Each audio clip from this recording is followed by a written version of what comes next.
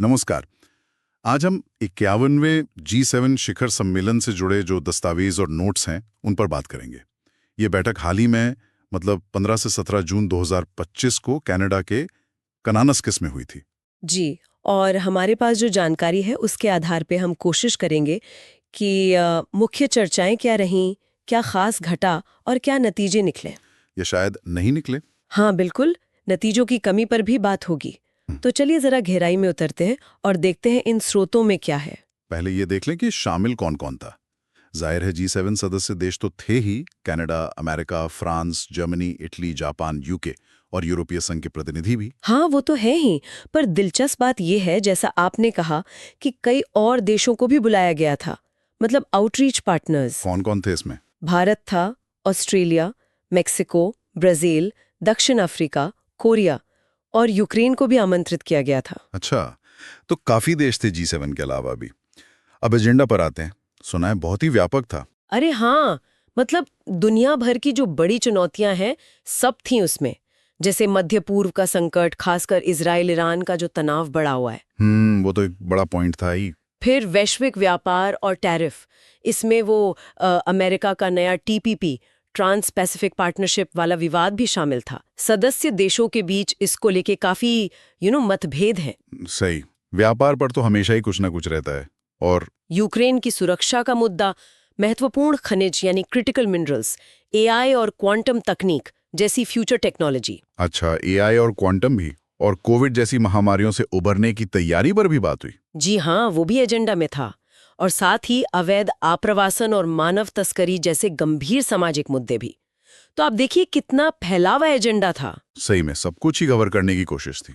ये दिखाता है ना कि आज दुनिया की समस्याएं कितनी आपस में गुंथी हुई हैं। मतलब कोई भी मसला अकेले नहीं देख सकते आप। अर्थव्यवस्था, सुरक्षा, तकनीक, स्वास्थ्य सब एक दूसरे से जुड़े हैं। बिल्कुल। और G7 जैसी बैठक का मकसद शायद यही होता है कि इन जटिल कनेक्शंस को समझे और कोई साझा रास्ता निकाले। हाँ, कोशिश तो यही रहती है। लेकिन इसी दौरान कुछ ऐसी घटनाएं भी हुई जिन्होंने बैठक का, कह सकते हैं, रुख मोड़ दिया। हाँ, कुछ ड्रामा भी हुआ। सबसे बड़ा तो शायद यही था कि राष्ट्रपति ट्रंप वो 17 जून से पहले ही चले गए। कारण बताया, इजराइल ईरान का बिगड़ता हुआ संकट। जी, उनका यूं अचानक चले जाना और फिर उनके कुछ और सुझाव भी थे, जैसे रूस को G7 में वापस लाना या चीन को न्योता देने की बात। हाँ, जिस पर यूरोपीय नेता सहमत नहीं थे। बिल्कुल सही। तो ये सब G7 के अंदर की जो दरारें हैं, जो अलग-अलग भू राजनीतिक सोच है, उसको साफ दिखाता है। ये सिर्फ मतलब सिंबॉलिक नहीं था। नहीं, बिल्कुल नहीं। इसका सीधा असर नतीजों पर पड़ा होगा। बिल्कुल, जब सबसे शक्तिशाली सदस्य का नेता ही बीच में उठ जाए, तो बाकी लोगों के लिए किसी ठोस सहमति पर पहुंचना बहुत मुश्किल हो जाता है। और यही हुआ भी, जैसा कि हमारे स्रोत साफ बता रहे हैं। सबसे बड़ी खबर शायद यही निकली कि कोई साझा घोषणा पत्र, कोई जॉइंट कम्युनिके जारी ही नहीं हो पाया। हाँ, ये बहुत बड़ी बात थी। खास तौर पर यूक्रेन और रूस के मुद्दे पर लगता है नेताओं के बीच मतभेद इतने गहरे थे कि वो एक साझा बयान पर भी सहमत नहीं हो सके। और देखिए इसका असर क्या होता है जब दुनिया को यूक्रेन जैसे बड़े संकट पर एक मजबूत एकजुट आवाज की उम्मीद होती है G7 से, और वो आवाज नहीं आती है।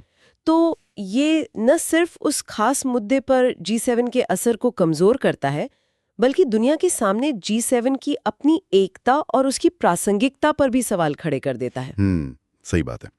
ये दिखाता है कि जब अंदरूनी राजनीति या गहरे मतभेद हावी हो जाते हैं तो G7 शायद वैश्विक मंच पर नेतृत्व करने की क्षमता खो देता है, एक तरह से। अच्छा, G7 देशों के इन आपसी मतभेदों के बीच एक और दिलचस्प पहलू था भारत की भागीदारी। प्रधानमंत्री मोदी भी वहां थे। हाँ। उनका क्या एजेंडा रहा? हाँ, भारत की भूमिका भी ध्यान देने लायक थी।